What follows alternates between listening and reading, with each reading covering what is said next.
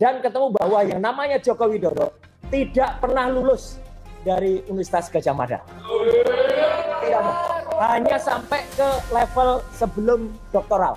Jadi hanya level ke bakalaureat, ya, sarjana muda, ya, dan menggunakan salah satu ijazah, ya, ini kata Prof. Sofyan Effendi, milik almarhum Hari Mulyono yang diubah. Pengubahannya di mana? Nah, itulah cocok sekarang dengan yang namanya teori yang tadi disebut Dr. Tifa, ketemu dengan teori Peter Suryadi, yaitu pasar pramuka. Tanpa kami minta, bertubi-tubi, berdatangan, ijazah asli loh, ijazah asli bukan fotokopi, dari para alumnus Universitas Gadjah Mada. Nggak cukup dengan ijazah yang bertubi-tubi berdatangan kepada kami, ya, bahkan transkrip nilai asli, bahkan dokumen-dokumen asli, itu mereka siap sedia untuk dikirimkan kepada kami. Ini bukan hal yang main-main. Bismillahirrahmanirrahim. Assalamualaikum warahmatullahi wabarakatuh. Baik, saya Dr. Tifa, Bapak Ibu sekalian, sahabat-sahabat, saudara-saudara sebangsa dan setanah air.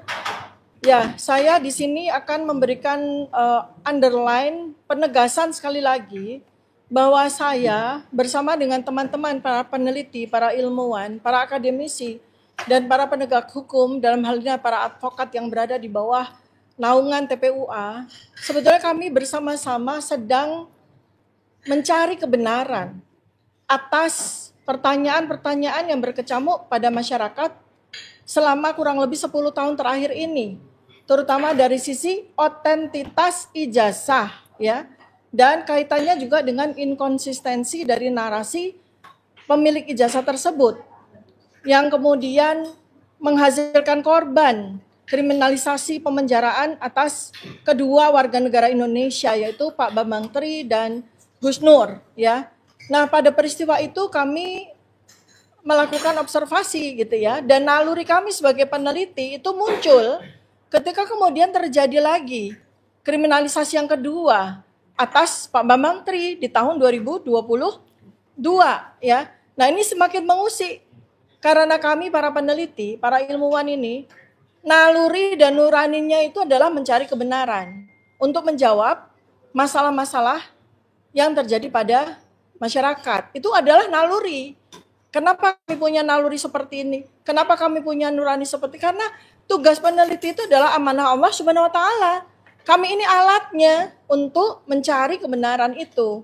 Maka sebetulnya saya secara independen, kemudian Pak Dr. Roy Suryo, juga Pak Dr. Rismond Syanipar, secara independen kami, secara sendiri-sendiri, melalui keahlian kami, mencoba untuk mencari kebenaran otentitas ijazah tersebut, ya, dengan keilmuan, kapasitas yang masing-masing kami miliki, ya. Nah, kemudian termasuk pada tanggal 15 April 2025 ketika kami secara coincidence itu bersama-sama hadir pada acara audiensi, ya, diskusi bersama pejabat rektorat dari Universitas Gadjah Mada. Itu adalah bagian dari observational studi kami untuk melengkapi data-data yang selama ini sudah kami dapatkan melalui open source observational data. Ya, jadi untuk diketahui oleh segenap masyarakat bahwa data-data, ya, dokumen-dokumen yang sudah didaringkan oleh semua orang itu bersifat open source, ya. Artinya open source itu menjadi milik publik, ya, bukan data privat lagi, ya. Jadi ini melengkapi, menggenapi dari dokumen-dokumen milik para pejabat publik yang menggunakan dokumen mereka, ijazah mereka untuk mendaftarkan diri dan kemudian mendapatkan jabatan, ya. Seketika ketika seseorang itu menjabat, dokumen yang dia miliki itu adalah milik publik, sama dengan apa saja data-data yang beredar di internet. Ini supaya masyarakat tahu, ya. Ya, jadi riset yang kemudian kami lakukan ternyata bersinggungan dan bersinergi dengan riset yang dilakukan oleh Dr. Roy dan Dr. Rismond, sehingga kami gabungkan sebagai sebuah payung penelitian yang kami namakan, kami berikan judul Mixed Method Analysis, Open Source Observational Data Multidimensi atas Otentitas Ijazah, Inkonsistensi Narasi, dan Psikopolitik, serta Konstruksi Kepemimpinan Politik, serta Metadata Digital. ini akan menjadi sebuah riset yang sangat bermanfaat ya bagi masyarakat sampai masa depan ya. Kemudian apakah yang kami lakukan itu melanggar hukum, melanggar undang-undang? Tidak. Pekerjaan seorang peneliti itu dilindungi. Karena itu berkaitan dengan pasal 28 ayat F. Ya, pasal 28 Undang-Undang Dasar 1945. Jadi itu sebuah amanah dan kemudian tambahan lagi dengan Undang-Undang Keterbukaan Informasi Publik nomor 14 tahun 2008. Jadi pekerjaan kami sebagai peneliti itu terlindungi oleh undang-undang. Ya. Bahkan kalau peneliti tidak melakukan pekerjaan penelitiannya malah dia salah karena dia dapat amanah menjadi seorang peneliti. Nah, karena itu maka kami gabungkan ya kemampuan kami dalam digital forensik, dalam telematika, metadata, dan kemampuan saya dalam bidang neuropsikologi dan diskursus politik itu akan menghasilkan sebuah temuan jawaban terhadap yang menjadi masalah ini, yaitu otentitas ijazah tersebut ya. Dan kemudian untuk diketahui bahwa studi yang kami lakukan ini bukan sebuah studi yang genuine, artinya baru satu-satunya di dunia, tidak. Kami melakukan studi komparasi terkait dengan beberapa kejadian yang terjadi di dunia selama ini dan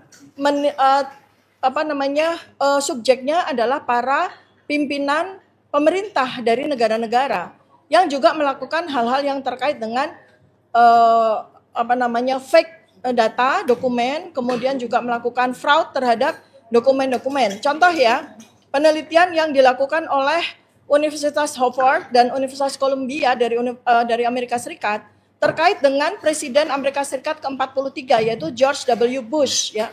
Itu dugaan manipulasi dokumen militer ya. Kemudian metodenya juga persis seperti yang kami lakukan, menggunakan studi tentang autentikasi dokumen politik ya. Kemudian ada lagi yang similar, yaitu skandal di Pakistan. Ya, tokoh-tokoh yang terkait adalah beberapa menteri, diplomat dan eksekutif, di mana mereka melakukan pemalsuan ijazah. Ya, dan ini dilakukan penelitian dengan menggunakan teknologi digital exact ya, yang juga dipakai untuk melakukan penelitian terhadap dugaan manipulasi ijazah para pemimpin di Timur Tengah, Afrika dan Asia.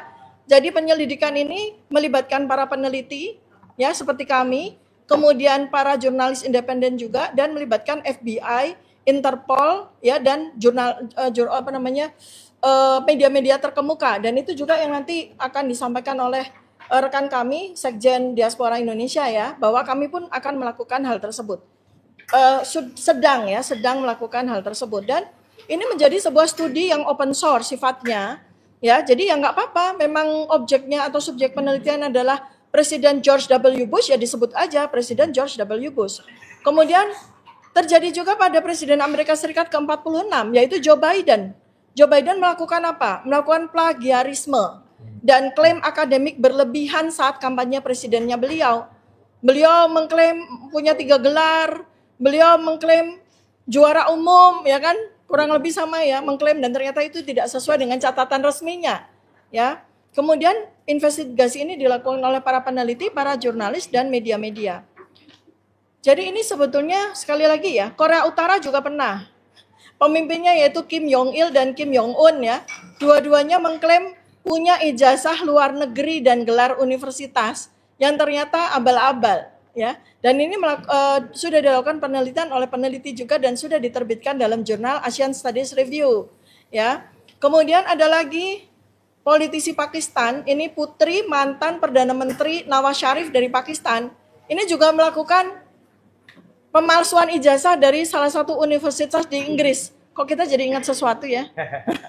Dan investigasi ini dilakukan oleh para peneliti independen dan melibatkan Mahkamah Agung dari Pakistan. Ya.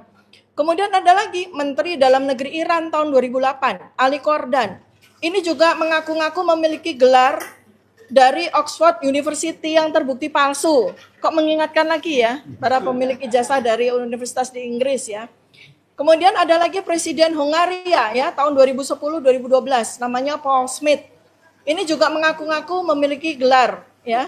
Dan apa responnya ketika ternyata gelarnya itu palsu ya, gelar kesarjanaannya itu palsu, dia melakukan pengunduran diri dari jabatan presiden ya. Kemudian ada lagi Perdana Menteri Australia Julia Gillard, ini juga memasukkan latar belakang sertifikasi hukumnya. Jadi advokat abal-abal. Padahal Perdana Menteri loh ya.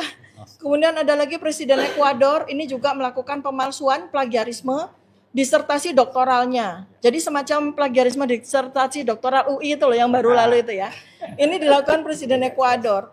Jadi apa yang kami lakukan ini dalam koridor saintifik, dalam koridor ilmiah yang dilindungi secara etika ilmiah dan dilindungi oleh undang-undang. Jadi kami ini tidak bisa dipidanakan. Apa yang kami lakukan ini bukan sebuah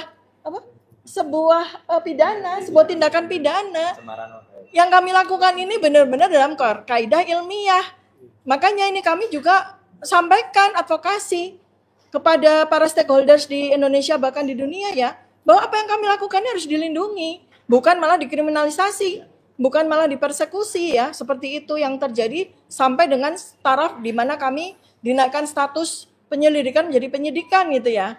Itu kan luar biasa sekali nanti dampaknya ke depan ya. Ya, para saintis yang kemudian melakukan penelitian secara sahih dengan metodologi sahih malah kemudian dikriminalisasi ya. Ini presiden yang teramat sangat buruk bagi sejarah bangsa kita ya. Jadi ini saya tekankan sekali lagi. Dan tentu saja kami tidak akan tinggal diam ya. Jadi satu pihak stakeholder hukum, penegak hukum di Indonesia yang sekarang ini sedang berlawanan dengan kami. Dan orang yang 99,9% ya kata Pak Dr. Roy dan Pak Dr. Rismond beserta para guru besar dari Universitas Gadjah Mada, beserta politikus dari PDIP Pak Betor Suryadi, beserta semua bukti-bukti dan saksi-saksi yang juga dilakukan oleh para ahli digital forensik. Ya, ini malah melakukan kriminalisasi terhadap kami, melakukan laporan. Bukankah harusnya sebaliknya? Warga negara Indonesia yang merasa dibohongi justru yang melakukan laporan kepada yang bersangkutan yang telah memasukkan dokumen ijazahnya ya. Terus terakhir ya, sebelum saya kepada kuasa hukum saya Pak Abdullah Al-Katiri, saya sampaikan, ternyata betul ya, Gusti Allah itu enggak sare. Makarallah itu benar-benar terjadi sekarang.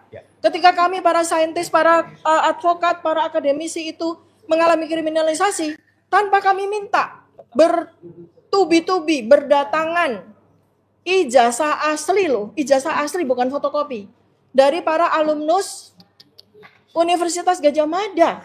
Nggak cukup dengan ijazah yang bertubi-tubi berdatangan kepada kami, ya, bahkan transkrip nilai asli, bahkan dokumen-dokumen asli, itu mereka siap sedia untuk dikirimkan kepada kami. Ini bukan hal yang main-main. Ini kalau tidak diketuk oleh Allah Subhanahu wa taala di dalam hati nurani mereka, tidak mungkin mereka melakukan itu. Mengorbankan ijazah aslinya untuk dikirimkan kepada kami demi untuk membela kami. Maka kami juga meminta kepada para alumni Universitas Gadjah Mada, ayo kita bersama-sama menegakkan kebenaran ini. Karena kita semua sebagai akademisi, sebagai orang memiliki gelar kesarjanaan, itu punya kewajiban secara moral dan etika untuk bersama-sama menegakkan kebenaran. Sekian dan terima kasih. Assalamualaikum warahmatullahi wabarakatuh. Waalaikumsalam. Terima kasih Dr. Tifa. Demikianlah paparan yang disampaikan oleh Dr. Tifa, di mana beliau menekankan sekali lagi bahwasanya apa yang dilakukan oleh Dr. Tifa dan teman-teman Dr. Roy Suryo dan Dr. Rismond itu adalah dilakukan dalam kerangka sains, dalam kerangka ilmiah, dalam kerangka kajian ilmiah, dan sehingga tidak pada tempatnya kalau itu dikriminalisasi. Dan sekali lagi, pertama-tama saya aturkan ucapan terima kasih atas kesempatan yang sangat baik ini kepada pimpinan tim pembela Dr. Tifa, ya, Dr. Abdullah Al-Katiri. Beliau ini bukan orang asing bagi saya, beliau adalah pembela saya di kasus yang lalu. Ya, terima kasih sekali lagi Pak Abdullah Al-Katiri bersama dengan bapak-bapak kuasa hukum dari Dr. Tifa yang lain. Saya sebenarnya di sini untuk memperkuat saja apa yang tadi sudah disampaikan oleh Dr. Tifa dengan beberapa temuan-temuan yang lain. Jadi apa yang tadi disampaikan oleh Dr. Tifa itu semuanya adalah bersifat science based, artinya bersifat berbasis ilmu pengetahuan. Ini sangat mendukung apa yang dulu pernah kita lakukan. Jadi ketika tadi disampaikan pada saat gelar perkara khusus, kami sangat kecewa karena harusnya apa? Pada saat itu harusnya Barreskrim menampilkan 3 uji pembanding ijazah. Kami saja berani menampilkan 3 uji pembanding ijazah yang waktu itu pernah kami teliti. yaitu ijazah nomor 11, 15, ijazah milik Fronojiwo, 11, 16 milik almarhum Hari Mulyono, dan 11, 17 milik ijazah Sri Murti Ningsih. Jadi waktu itu saya terangkan, dan 3 ijazah itu, 11, 15, 11, 16, 11, 17, itu tidak identik dengan ijazahnya Joko Widodo. Ini pertama ya, jadi tidak identik. Jelas banget waktu itu posisinya, saya sampaikan di depan Bareskrim waktu itu adalah huruf A-nya milik Joko Widodo, itu mencotot keluar. Mencotot artinya keluar, terbang keluar. Nah, bukan hanya itu, karena kami waktu itu di dalam, di challenge, Mas kan hanya punya bukti-bukti digital. Tidak. Alhamdulillah. Kami sekali lagi berterima kasih ya Dr. Tifa kepada kakak-kakak kelas kami. Ada angkatan 78, ada angkatan 79, kebanyakan itu angkatan 80 juga. Ya, yang mereka lulus rata-rata di tahun 85. Mereka mengirimkan tidak hanya foto digitalnya, tapi mengirimkan ijazah aslinya, Masya Allah. Dikirimkan dan dengan kepercayaan sangat penuh bagi kami untuk mempertontonkan kepada masyarakat. Dan ini kami memegang rahasia, kami memegang amanah, kami belum akan mempertontonkan ijazah fisik aslinya meskipun ada. Kami di bawah Allah berkata bahwa itu ada di tangan kami. Tapi karena kami memegang amanah, kami belum akan mempertunjukkan dulu. Tapi saya tidak omon-omon. Ijazah itu sudah saya error level analysis, ya. Dan hasilnya kira-kira seperti ini. Kalau ini ijazah saya tampilkan. Nggak apa-apa, ini ijazah saya. Ya, ini ada elanya. Jadi di sini muncul masih ada fotonya, masih ada logonya, masih ada.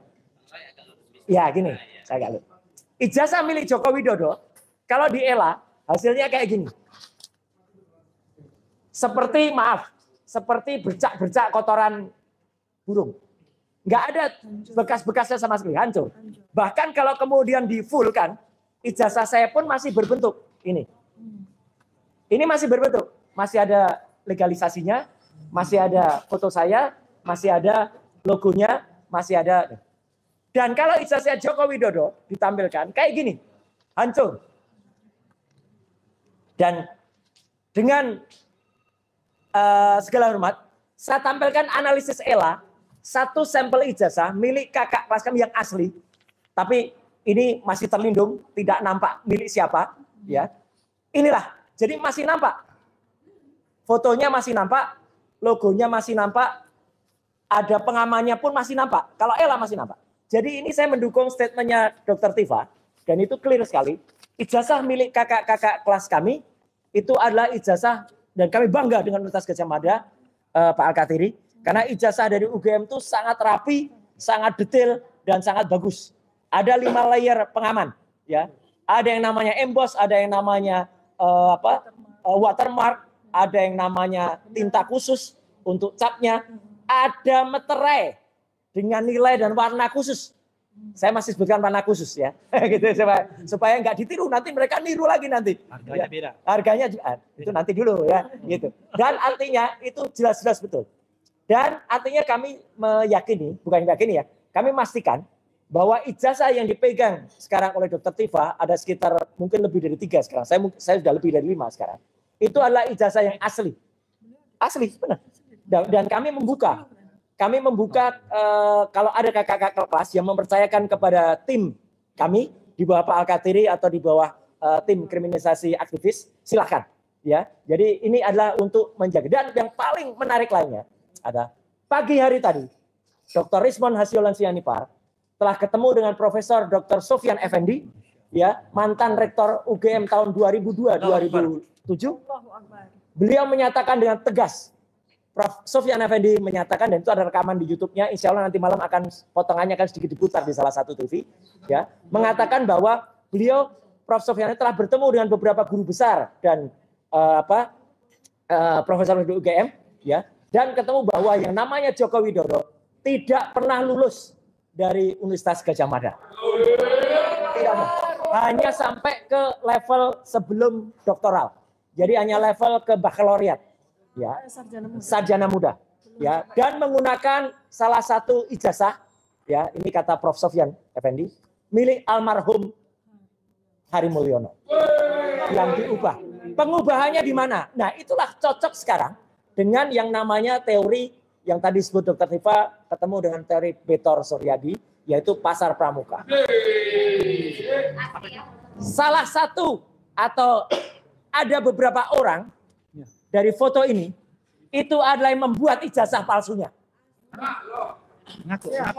Ini foto ini adalah tanggal 1 Mei 2025 yang lalu. Ini adalah pertemuan yang dikoordinir oleh salah seorang yang disebut Mr. P. Nah, saya pun dan Dr. Rismond sama Pak Hermanto, Dr. Hermanto, sama satu lagi Pak Betor, juga dilaporkan oleh orang Mr. P ini ke Polda Metro Jaya dan melaporkannya seperti setan. Jam 1 malam bikin LP-nya. Tapi artinya biarkan, dan ini bukan omongan. Data ini kami dapatkan langsung dari BIN, mantan BIN, Badan Intelijen Negara, yaitu Kolonel Sri Pak Chandra. Jadi artinya itu clear ya. Jadi saya singkat saja teman-teman semua. Terima kasih sekali lagi Pak Al-Katiri dan Pak Ismar, teman-teman yang lain ya. Kami bersepakat, kami tidak akan putus, kami tidak akan berhenti, kami tidak akan mundur, dan kami hanya mengetuk. Tadi kata Prof. Sofyan. Ada satu yang menarik. Pada saat demo besar di Universitas Gadjah Mada yang dilakukan oleh mahasiswa waktu kemarin, ya, sebenarnya Rektor UGM, Prof. Dr. Ova Emilia, itu ternyata dipanggil oleh Kepala Negara, ya, dan kemudian diberi nasihat, sudahlah, katakanlah yang benar dan nanti akan. Jadi insya Allah gerakan ke DPR, gerakan ke eksekutif nanti akan, dan kita sebenarnya bisa mencontoh sesuatu yang sangat sederhana. Seorang wanita, wali kota Ito di Jepang, Makita Kubo, mengundurkan diri gara-gara ijazahnya palsu. Wanita loh ini, apa nggak malu ini ya dengan yang ada di luar. Jadi sekian, terima kasih. Wassalamualaikum warahmatullahi wabarakatuh. Ya, tambahan sedikit, Dr. Tifa. Ya, saya menambahkan sedikit sebuah data atau berita yang saya peroleh kemarin ya. Kemarin tanggal 15 Juli 2025, saya bertemu dengan Pak Betor Suryadi ya di salah satu tempat. Beliau menyampaikan kepada saya dua hal yang sangat penting. Ya, nanti bisa dikonfrontir dengan beliau dan saya merekam video otentik ya. Beliau mengatakan bahwa beliau sudah bertemu dengan pelaku pembakaran Pasar Pramuka. Dan beliau sudah bertemu dengan tukang yang membuat ijazah tersebut yang di Pasar Pramuka, tukangnya ya. Tukangnya bukan bosnya, tapi tukang pembuat ijazah tersebut. Ya, jadi teman-teman YouTuber silakan nanti Anda konfrontir dengan Pak Betor Suryadi. Ya. Saya sendiri juga mempunyai video di mana beliau mengeluarkan statement tersebut. Ya,